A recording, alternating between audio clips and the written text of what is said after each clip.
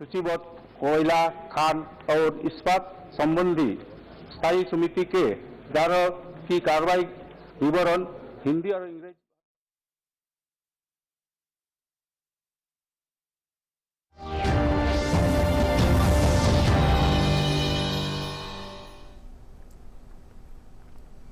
Defence Minister Rajnath Singh makes statement on the chopper crash in Tamil Nadu in Parliament. Says General Bipin Rawat was on a scheduled visit. Inquiry ordered into the crash. Says mortal remains will be brought to Delhi this evening. Lok Sabha Speaker Om Birla expresses condolences in the House. Says role of General Bipin Rawat in the country's defence preparedness will always be remembered.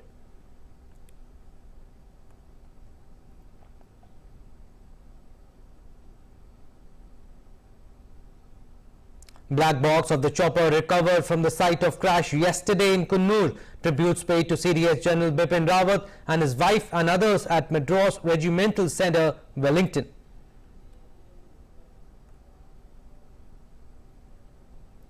India reiterates concern on terrorist entities gaining access to chemical weapons during UNSC meeting on Syria. Cautions against the possibility of terrorist entities and individuals gaining access to chemical weapons.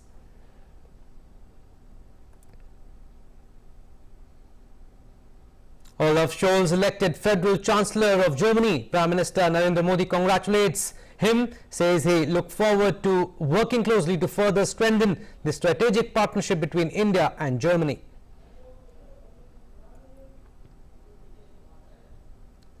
US President Joe Biden says putting American troops on the ground in Ukraine to deter a potential Russian invasion not on the table.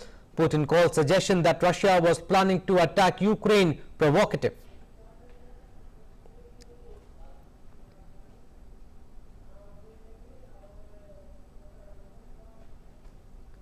Pfizer and BioNTech say booster job of their coronavirus vaccine promises to be an effective defense against the new Omicron variant, while WHO earlier says vaccine should still work against severe Omicron cases.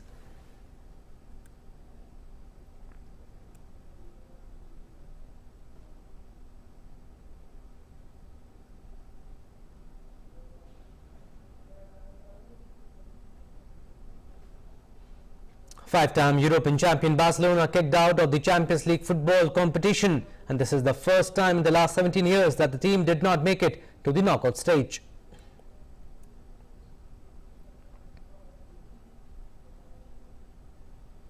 An Indian team announced for the South African tour. Virat Kohli to lead the test team. Rohit Sharma will be his deputy. Rohit Sharma appointed Team India as captain in ODIs and T20Is.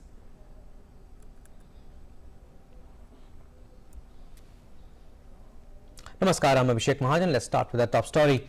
Defence Minister Rajnath Singh speaking in both the houses of Parliament on the Tamil Nadu crash that killed country's first CDS, Bipin Rawat, wife and army officials. The Defence Minister stated, and I quote, "With profound grief and heavy heart, I stand to convey the unfortunate news of the crash of the military helicopter in the noon of 8th December 2021 with India's first Chief of Defence Staff, General Bipin Rawat, on board. Latest reports have confirmed that out of the total 14 persons on board the ill-fated helicopter, 13 have succumbed to their injuries. The dead include the spouse of CDS, Mrs. Madhulika Rawat, his defence advisor Brigadier Lakhbinder Singh Lidar, Staff Officer Lieutenant Colonel Harjinder Singh, and 9 other armed forces personnel including the Air Force helicopter crew. Their names are Wing Commander Prithvi Singh Chauhan, Squadron Leader Kuldeep Singh, Junior Warrant Officer Rana Pratap Das, Junior Warrant Officer Chief of Defence Staff General Bipin Rawat, उनकी धर्मपत्नी एवं 12 अन्य सवार थे कि दुर्घटना के दुर्भाग्यपूर्ण समाचार से अवगत कराने के लिए आप सभी के बीच खड़ा हुआ हूं। अध्यक्ष महोदय, general Bipin Rawat defence services staff college Wellington के स्टूडेंट ऑफिसर से इंटरैक्ट करने के लिए अपने एक शेड्यूल्ड विजिट पर थे। एयरफोर्स के MI-17V5 हेलीकॉप्टर ने कल 11:48 पर सुलूर एयरबेस से अपनी उड़ान भरी, जिसे 12:15 पर वेलिंगटन में लैंड करना था। सुलूर एयरबेस के एयर ट्रैफिक कंट्रोल ने लगभग 12:08 पर हेलीकॉप्टर से अपना कांटेक्ट खो दिया। बाद में कुनूर के पास जंगल में कुछ स्थानीय लोगों ने आग लगी हुई देखी।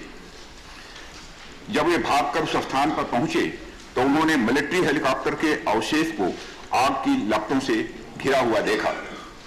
स्थानीय प्रशासन से एक बचाव दल उस जगह पर पहुंचा। उन्होंने क्रैश साइट से सर्वाइवर्स को रिकवर करने का भी प्रयास किया। उस अवशेष से जितने भी लोगों को निकाला जा सका उन सबको यथाशीघ्र वेलिंगटन के मिलिट्री हॉस्पिटल पहुंचाया गया। प्राप्त जानकारी के अनुसार उस हेलीकॉप्टर में सवार कुल 14 लोगों में से 13 लोगों की मृत्यु हो गई।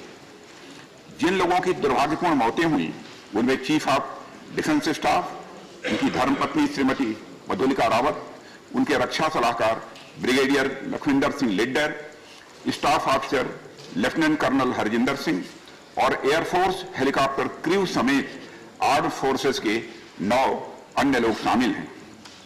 उनके नाम हैं wing commander Prithvi Singh Chauhan, squadron leader Kuldeep Singh, junior warrant officer Rana Pratap Das, junior warrant officer Arakkal Pradeep और हवलदार सतपाल राय, नायक गुरुसेवक सिंह, नायक जितेंद्र कुमार और lens Nayak Vivek Kumar, lens Nayak बी.साई Teja.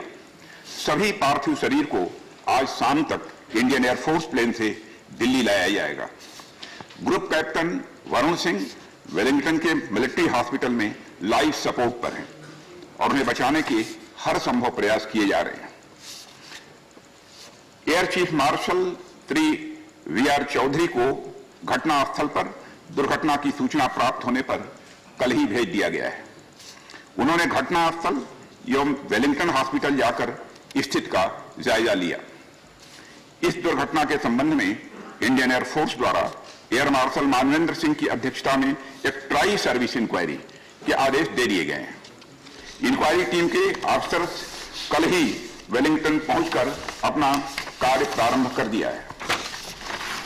Chief of defence staff का अंतिम संस्कार फुल मिलिट्री ऑनर के साथ किया जाएगा और अन्य सभी मिलिट्री पर्सनल का अंतिम संस्कार भी एप्रोप्रिएट मिलिट्री ऑनर्स के साथ ही किया जाएगा। अध्यक्ष महोदय, मैं देश की ओर से सभी दिवंगत लोगों को श्रद्धांजलि अर्पित करता हूं और उनके परिवारजनों के प्रति संवेदना भी व्यक्त करता हूं। The mortal remains of late CDS General Bipin Rawat and 12 others who lost their lives in an IAF crash yesterday have been brought to Madras Regimental Centre from Military Hospital, Wellington in Nilgiris district. A wreath-laying ceremony took place in presence of Tamil Nadu CM M.K. Stalin. Senior defence officials and other dignitaries were also present.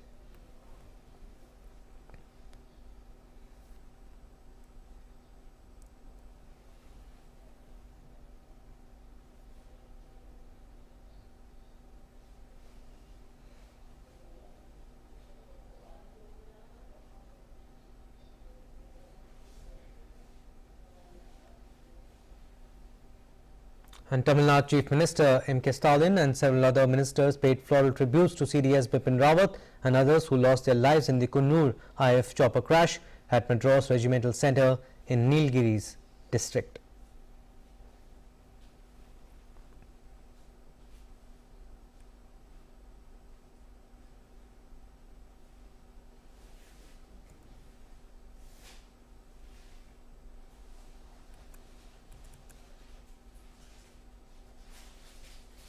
The flight data recorder and cockpit voice recorder of the Mi-17 V5 chopper that crashed yesterday with CDS General Bipin Rawat has been recovered from the site. The black box of the chopper WAS was recovered from the crash site earlier. With the recovery of the black box, it will help in ascertaining the reasons behind the crash.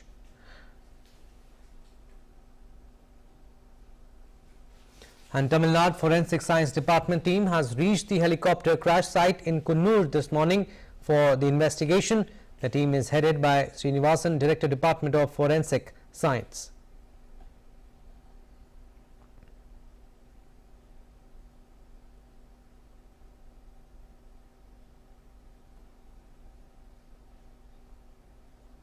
And our correspondent Aisha Khanum visited Kunnur accident site in Tamil Nadu this morning and reported from the ground zero.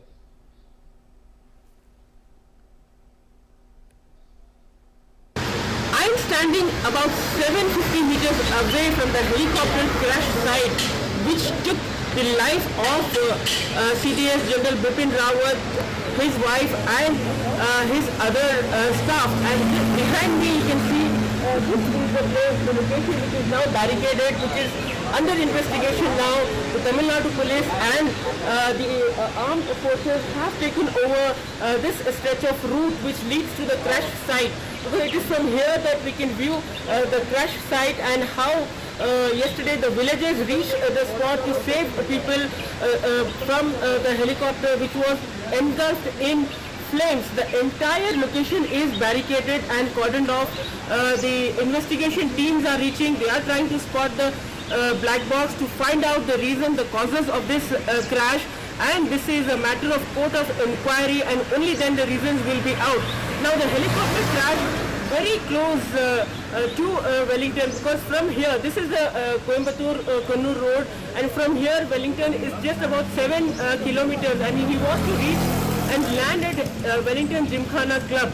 And just before that, the helicopter crashed here. It is about 6 to 7 kilometers, and the helicopter has crashed. This is a tea estate where the helicopter crashed, and it engulfed the entire passengers sitting in the helicopter in the fire. And this ghastly crash led to deaths of 13 people. So now the matter is being investigated, and we will have to wait and see how this investigation progresses, and the reason will be known once the court of inquiry completes its initial investigation and the black box is found. With cameraman Nadu Kumar, Aisha Khanum, DD India, Kunnur. Right, so this was our correspondent Aisha Khanum reporting from ground zero. Now, taking to Twitter, President of the Republic of Maldives, Ibrahim Mohammed Soleh, has expressed grief on the tragic passing of Chief of Defence Staff General Bipin Rawat. Sharing an image of his meeting with General Rawat in 2019, Maldives President said General Rawat was a true soldier who put service to his nation above all else. He also extended condolences to his family for their loss. And United States Secretary Antony Blinken has also extended his deep condolences on the death of Indian Chief of Defence Staff General Rawat, his wife and colleagues who perished in the tragic accident. He said that the US will remember General Rawat as an exceptional leader who served his country and contributed to the US-India defence relationship.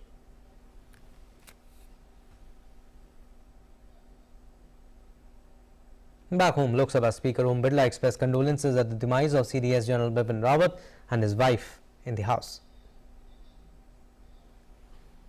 मैं अपनी ओर से तथा पूरे सदन की ओर से भारत के प्रथम chief of defence staff general Bipin Rawat ji तथा उनकी पत्नी श्री मधुलिका रावत की हेलीकॉप्टर दुर्घटना में दुखद मृत्यु पर शोक व्यक्त करता हूं।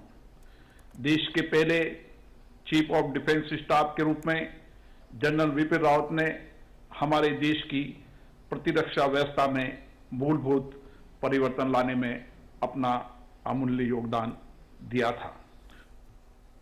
Union Minister Prahlad Joshi also expressed condolences over passing of CDS General Bipin Rawat and 12 others in a military helicopter crash that took place yesterday. बहुत दुर्भाग्यपूर्ण घटना है। देश ने एक बहुत बड़े, अच्छे और एक्सीलेंट ऑफिसर को हमने खो गया है। And Union Minority Affairs Minister Mukhtar Abbas Naqvi has expressed grief over the passing away of CDS General Bipin Rawat. Naqvi said that the nation has lost an excellent officer and it is a great loss for the Indian Army and the nation. देश की आंखें नम है वो इसलिए कि जिस तरह से जनरल रावत हमेशा देश की सुरक्षा, देश की सीमाओं की सुरक्षा, देश के लोगों की सुरक्षा के लिए हमेशा अग्रणी भूमिका निभाते रहे हैं, एक अग्रणी योद्धा की तरह काम करते रहे हैं। निश्चित तौर से एक बहुत बड़ा लॉस है, एक बहुत बड़ा नुकसान है और उनके साथ जो और लोगों की दुर्भाग्यपूर्ण मृत्यु हुई है, वो हम सब के लिए बहुत ही दुखद क्षण है, बहुत दुखदायी क्षण। In Uttarakhand Assembly, Chief Minister Pushkar Singh Dhami, state ministers and MLAs paid tribute to CDS General Bipin Rawat, who along with his wife and 11 others died in a chopper crash in Tamil Nadu yesterday. CDS Bipin Rawat hailed from Uttarakhand.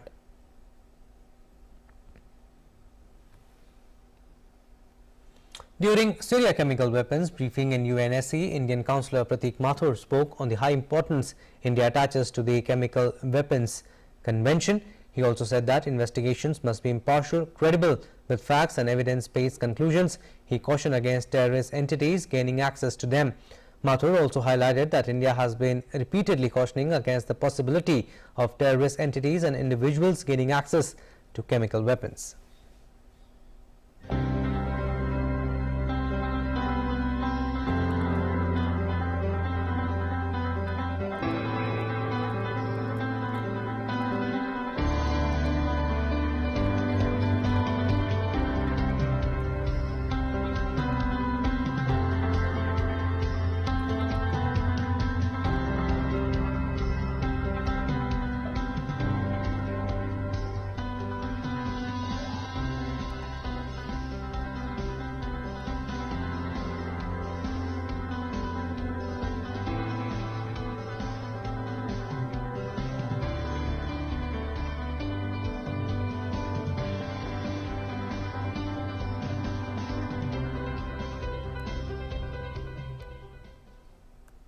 The Minister of State for Defence Ajay Bhatt has reaffirmed India's commitment to support the United Nations in its efforts to protest peacekeepers and that the nation is walking the talk on its support to UN peacekeeping. We need to exert every effort to protect the peacekeepers as well. Let me begin by reaffirming India's commitment to support UN efforts. We believe that 21st century peacekeeping must be anchored in a strong ecosystem of technology and innovation that can facilitate UN peacekeeping operations in implementing their mandates. Last year alone, the Coast Guard seized illegal drugs worth ₹15,000 crore and nabbed 80 miscreants and 10 illegal boats in India's coastal waters. Our correspondent Nandita Dagar files this report from a Coast Guard vessel in the Arabian Sea.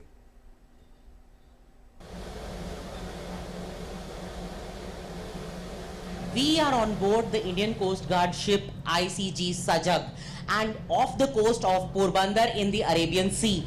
The Sajag is of course a multi-mission ship. It has a helicopter deck, can carry out various missions such as pollution control and interdiction of suspicious boats.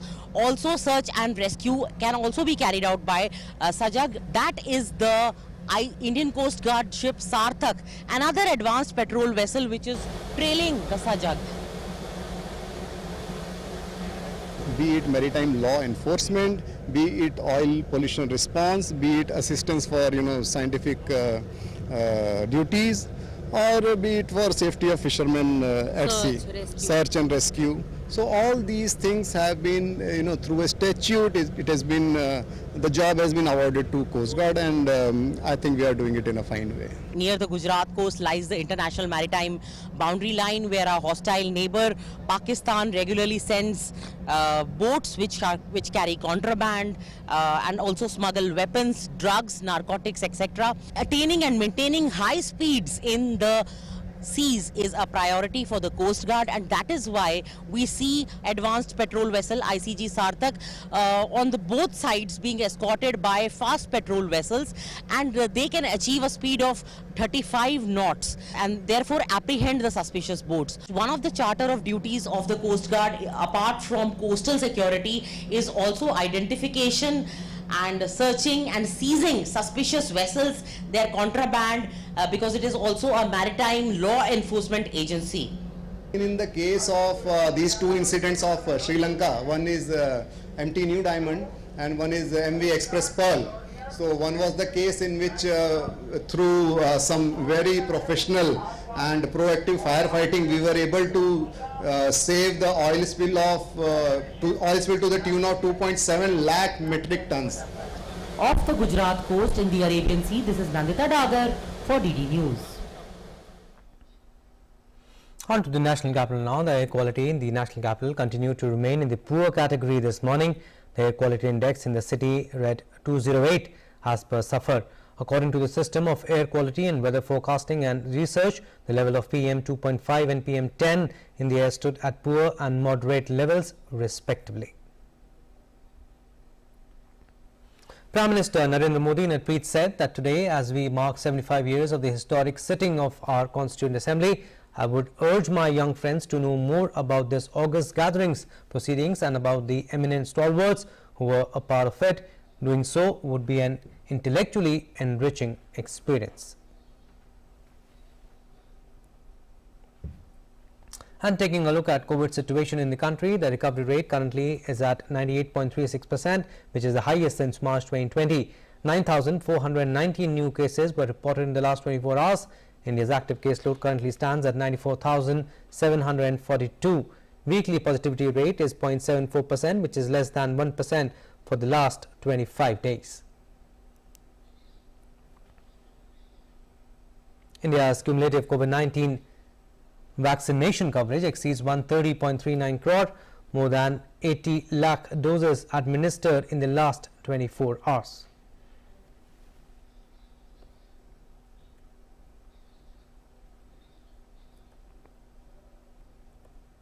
Well, let's now take a look at updates on COVID-19 from across the world. COVID-19 cases have begun spiraling once again globally. The tally of COVID-19 cases has crossed 26 crore 80 lakh globally, while so far more than 24 crore 12 lakh people have recovered from the virus so far. Over 52 lakh 94,000 people have lost their lives to the virus so far, and the US continues to remain the worst affected country, with the disease registering more than 5 crore cases and over 8.13 lakh fatalities.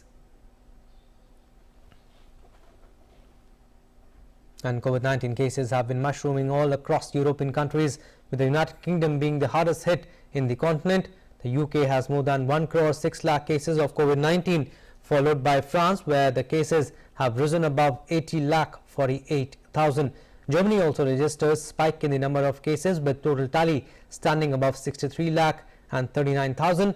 Italy trails behind it, where over 51 lakh 52,000 COVID-19 cases have been registered.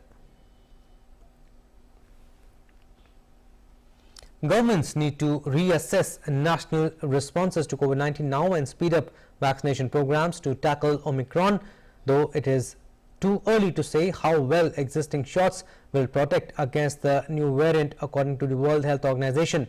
As per WHO Director General, the variant's global spread suggests it could have a major impact on the COVID-19 pandemic, and the time to contain it is now before more Omicron patients are hospitalized. The WHO also said it would publish a review of its stance on booster doses within days, but that with vaccination rates still worryingly low in much of the developing world, administering primary doses rather than boosters remain its priority. Even though we still need answers to some crucial questions, we are not defenseless against Omicron or Delta. The steps countries take today and in the coming days and weeks will determine how Omicron unfolds. If countries wait until their hospitals start to fill up, it's too late. Don't wait. Act now. We're running out of ways to say this, but we will keep saying it.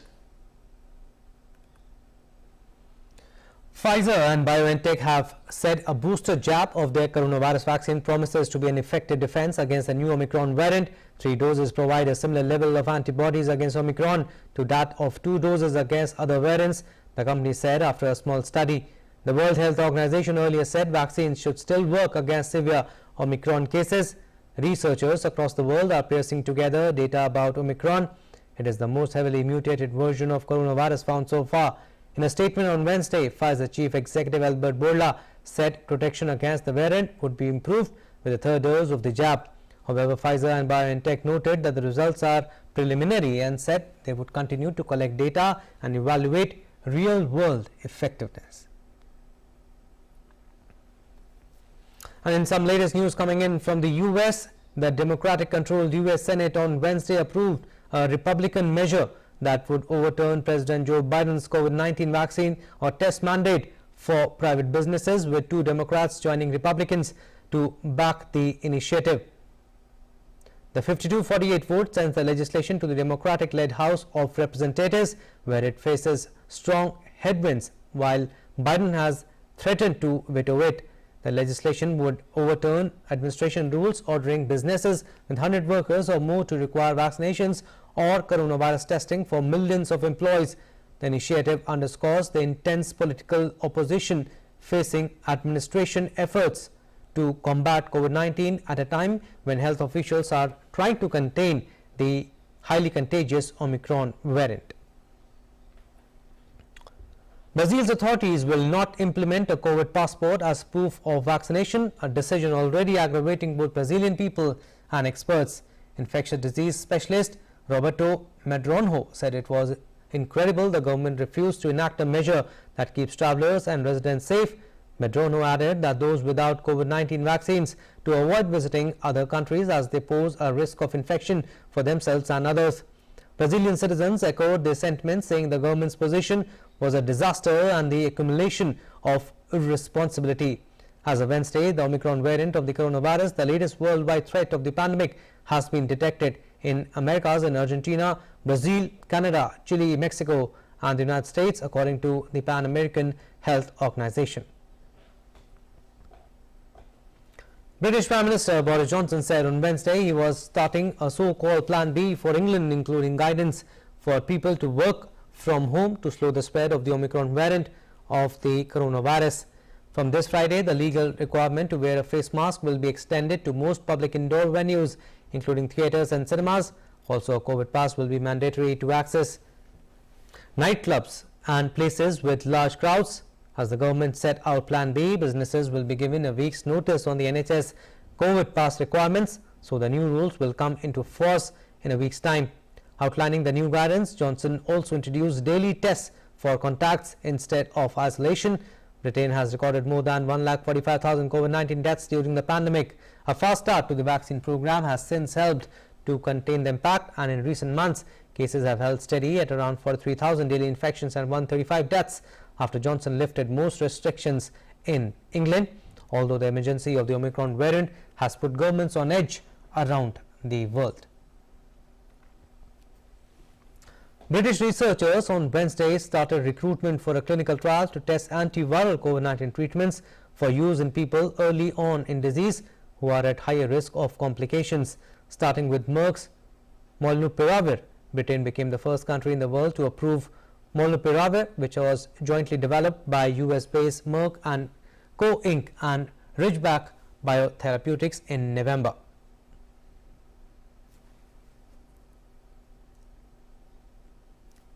Britain's Medicines and Healthcare Products Regulatory Agency recommended the antiviral pill for use in people with mild to moderate COVID-19, at least one risk factor for developing severe illness such as obesity, older age diabetes and heart disease. The government said in October it had secured 480,000 courses of the Merck drug, and after its approval, officials said that its rollout would originally be through a trial. The study will look to recruit 10,600 people to test whether molnupiravir reduces the need for people to be admitted to the hospital. Olaf Scholz became Germany's next chancellor after 16 years, with Angela Merkel at the helm as a new centre-left led coalition took the wheel of Europe's top economy. Scholz, who won 395 of 707 votes cast in the Bundestag lower house, has pledged broad continuity with the popular Merkel while making Germany greener and fairer.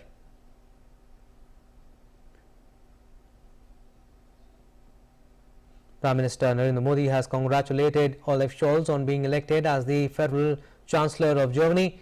PM Modi has tweeted, and I quote, this is what he tweeted: "My heartiest congratulations to Olaf Scholz on being elected as the Federal Chancellor of Germany. I look forward to working closely to further strengthen the strategic partnership between India and Germany."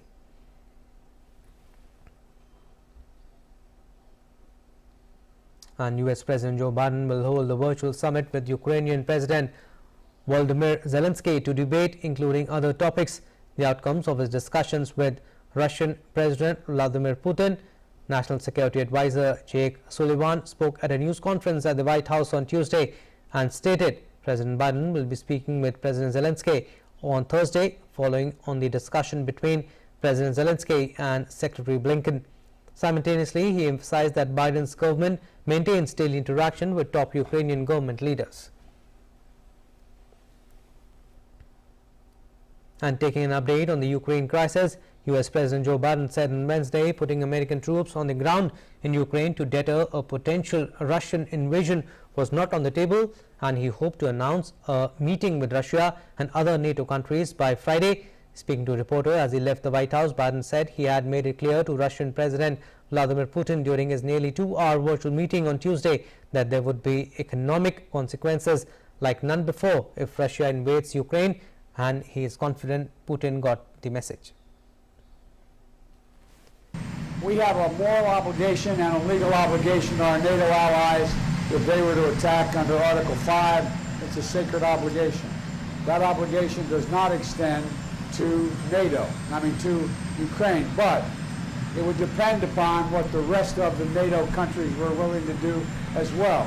But the idea the United States is going to unilaterally use force to confront Russia invading Ukraine is not in the cards right now. But what will happen is there will be severe consequences that will have. Meanwhile, Ukrainian President Volodymyr Zelensky on Wednesday welcomed US President Joe Biden's personal role in trying to attain peace in eastern Ukraine in his first comments after Biden held talks with Russian President Vladimir Putin a day earlier.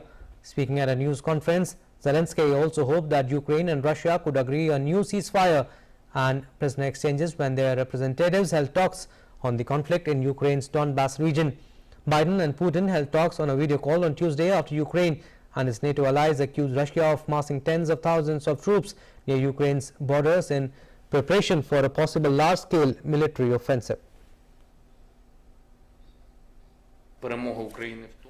I believe that Ukraine's victory is that the United States have always supported Ukraine, our sovereignty and our independence.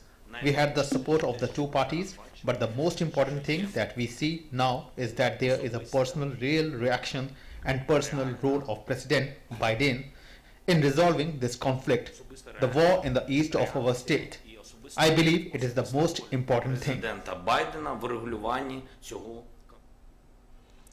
Russian President Vladimir Putin said on Wednesday that Russia would send proposals to Washington within a week to follow up his talks with US President Joe Biden on Ukraine.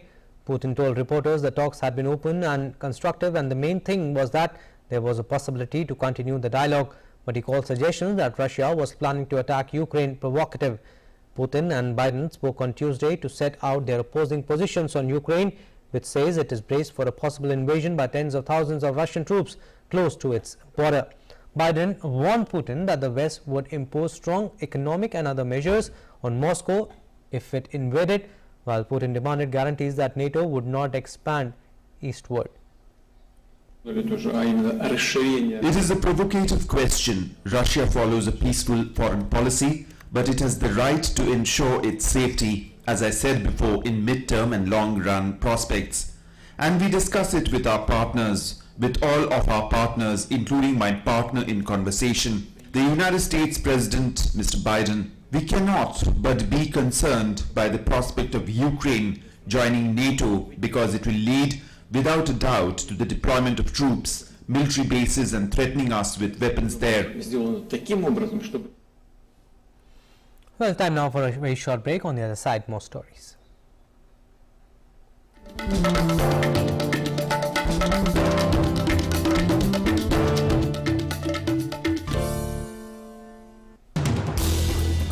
As the day unfolds and news and events take shape, we get you complete coverage of every news breaking in, tracking new developments as they happen.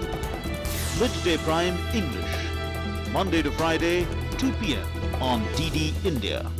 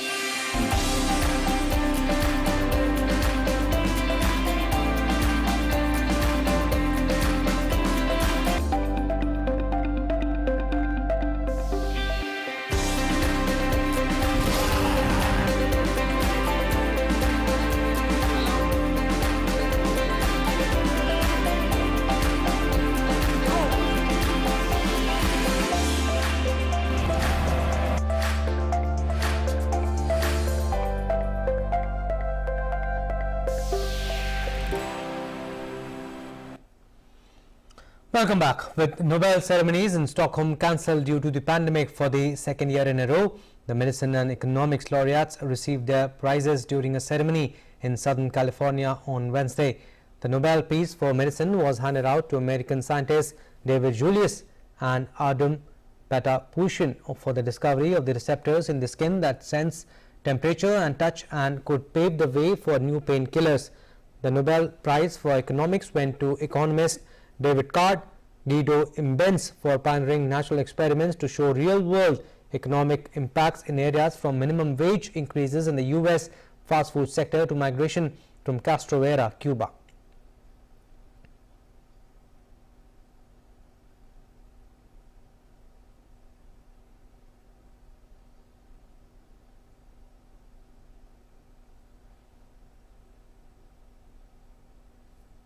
Canada has joined Australia, Britain and the United States in a diplomatic boycott of the 2022 Winter Olympics in Beijing on Wednesday to send China a message over its human rights record. Canadian Prime Minister Justin Trudeau told reporters during a brief news conference that Beijing would be aware of long-standing Western concerns about human rights in China, so it shouldn't be a surprise that it has been decided not to send diplomatic representation. The United States was the first to announce the boycott since this week, saying that its government officials would not attend February's Beijing Olympics due to China's human rights atrocities, weeks after talks aimed at easing tense relations between the world's two largest economies.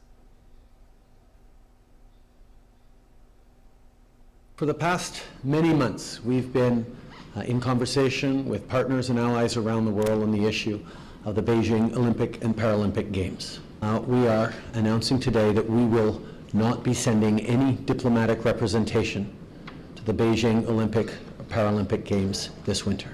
I don't think the decision by Canada or by many other countries to choose to not send diplomatic representation to the Beijing Olympics and Paralympics is going to come as a surprise to China. We have been very clear over the past many years of our deep concerns around human rights violations, and this is a continuation of us expressing our deep concerns for human rights violations. Asked earlier in Parliament if his country would follow Washington's lead, British Prime Minister Boris Johnson said there will be effectively a diplomatic boycott of the Winter Olympics in Beijing. No ministers or officials are due to attend. Johnson said he typically did not support sporting boycotts, but revealed there were no plans for government ministers to attend the games over alleged human rights abuses by China. The UK move follows similar steps by other Western countries, with Australia on Wednesday also announcing it would join the United States in a diplomatic boycott of the games. There will be a diplomatic boycott of the Winter Olympics in Beijing. No ministers are expected to attend. What I think the House, and no officials, Mr. Speaker, but what I can tell the House, as I've said before, we do not support sporting boycotts, but there are no plans for ministers, certainly no plans for ministers to attend the Winter Olympics. International Olympic Committee President Thomas Bach continued to downplay the potential impact of the boycotts, which have so far been announced by Australia, Canada, the United Kingdom and the United States. Dismissing the diplomatic boycotts as purely political, he said he was focused on the fact that the athletes from each country will still be competing. The integrity of the games are about the integrity of the sports competitions. And therefore, we have our full focus, on the athletes. The games are about and for the athletes, and therefore you will hear the same comment from us for every political decision from any government. We have been concerned with the athletes. We welcome that they can participate, that they are supported by their national governments, and the rest is politics, and our political neutrality, the principle is applied. Russia's Ministry of Defense published a video on Wednesday depicting French warplanes in air supposedly above the Black Sea's international waters. The ministry stated that jets were heading towards the Russian border and several Russian military jets, Su-27, escorted them until they turned around. France's Armed Forces Ministry said earlier on Wednesday that a Russian jet escorted French warplanes that were carrying out a NATO observation mission in international airspace over the Black Sea. Citing the Russian Defense Ministry, RIA news agency earlier said Russian military aircraft scrambled to escort French Rafale and Mirage fighter jets flying over the Black Sea. The interaction is not uncommon, with similar incidents previously happening, but comes amid tensions between the West and Russia in the region.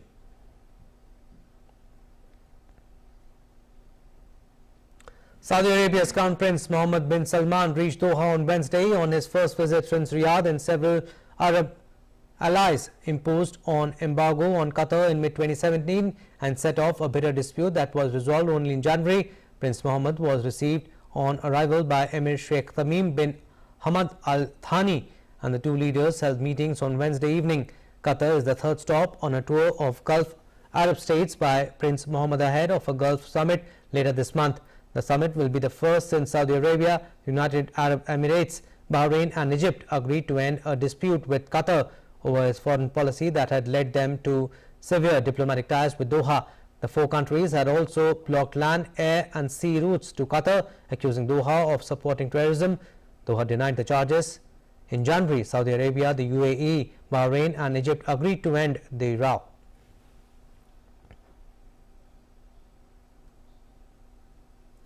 Meanwhile, a powerful storm system battered the United Kingdom, Ireland and parts of Spain with strong winds that knocked out power to thousands and dumped heavy rain and snow in some areas.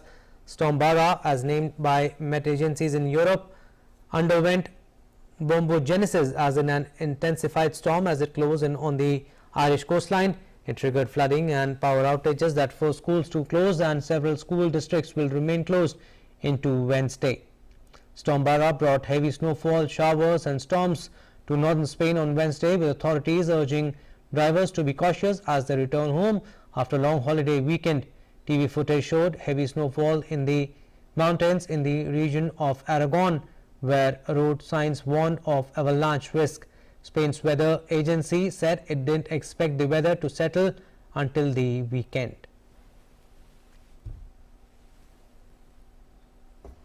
The United Arab Emirates will shift to working week of 4.5 days with a Saturday-Sunday weekend from the start of next year to better align its economy with global markets, but private companies will be free to choose their own working week.